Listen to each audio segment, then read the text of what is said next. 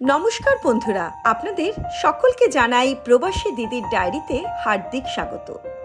আজ আমি আপনাদের আমার ডায়েরির কয়েকটি পাতা পড়ে শোনাচ্ছি। বরফের সন্ধানে। এবার সিডনিতে প্রচন্ড ঠান্ডা পড়েছে, কনকনে ঠান্ডা, তার উপরে গুড়ি গুড়ি বৃষ্টি। আজকে রবিবার ঘুম থেকে উঠে নিউজটা চালালাম, আর নিউজে দেখতে পেলাম ব্লু মাউন্টেনে খুব স্নোফল হচ্ছে। ব্লু মাউন্টেনটা হচ্ছে আমাদের বাড়ি থেকে 2 ঘন্টার ড্রাইভ। তাই ভাবলাম দেরি না করে আমাদের উইন্টার জ্যাকেট আর একটু চা বানিয়ে নিয়ে গাড়িতে বসে পড়ি এই বরফের সন্ধানে। আমরা এখন বরফের সন্ধানে পাড়ি দিলাম ওবেরনে, একটা সুন্দর ছোট্ট পাহাড়ি শহর ব্লু মাউন্টেনের কোলে। প্রতি বছর শীতকালে এখানে স্নোফল হয়, আর এটা স্নো লাভারদের জন্য একটা আইডিয়াল জায়গা। ব্লু মাউন্টেনটার চারিদিকে সুন্দর পাইন গাছ দিয়ে সাজানো, লেক, পার্ক, একটা ছোট্ট হিল টাউন যেটা প্রায় 1100 মিটার সি লেভেলের উপরে। আমরা ওবেরনে পৌঁছে পেলাম, কনকনে ঠান্ডা, গুড়ি গুড়ি বৃষ্টি পড়ছে, আর তার মাঝখানে হালকা হালকা স্নোফ্লেক্স। দারুণ লাগছিল। সামনে ছিল একটা পার্ক, আর আমার মেয়ে খানিকক্ষণ পার্কে খেলে দিল। তখনই পাশে দেখতে পেলাম একটা ওবেরনের ইনফরমেশন সেন্টার। তাই ভাবলাম গিয়ে জিজ্ঞেস করে আসি কোথায় স্নোফলটা হচ্ছে, এক্সাক্ট লোকেশনটা। ওনারা বললেন এখান থেকে আরো 25 কিলোমিটার দূরে ব্ল্যাক স্প্রিং আর শুটার্স হিলে স্নোফল হচ্ছে।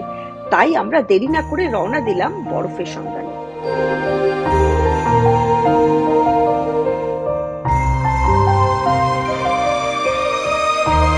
এরপর আমরা রওনা দিলাম শুটার্স হিলের দিকে, আর রাস্তায় পড়লো মেফিল গার্ডেন।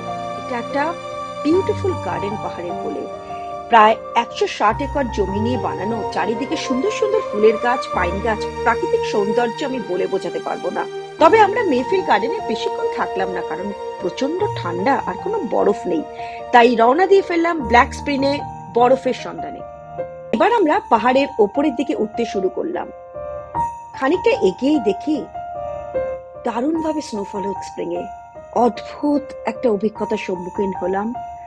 প্রায় আধা ঘন্টা ধরে কন্টিনিউয়াস স্নোফল হলো, আর আমরা মুগ্ধ হয়ে গেলাম স্নোফল দেখতে। স্নো দিয়ে খানিকটা খেলা করলাম। তবে এদিকে আমাদের হাতগুলো প্রচন্ড ঠান্ডা হয়ে পড়ছে, কারণ আমরা তো গ্লাভস নিয়ে যাইনি। তাই আর দেরি না করে আমরা গাড়িতে এসে সঙ্গে সঙ্গে হিটারটা অন করে দিলাম, আর রওনা দিয়ে ফেললাম আমাদের ফাইনাল ডেস্টিনেশন শুটার্স হিলের দিকে বরফের সন্ধানে।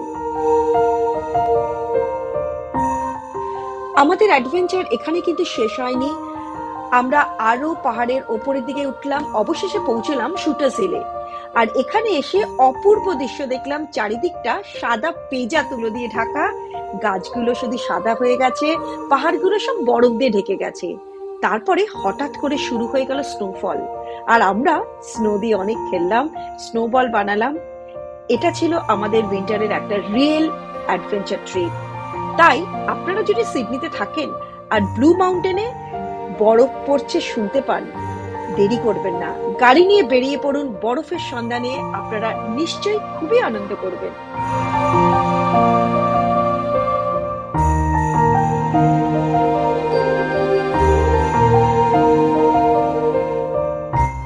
আজকে এখানেই শেষ করছি।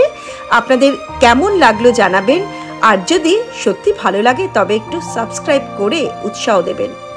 সবাই ভালো থাকবেন। আবার দেখা হবে পরবর্তী প্রবাসী দিদির ডায়েরিতে। ধন্যবাদ।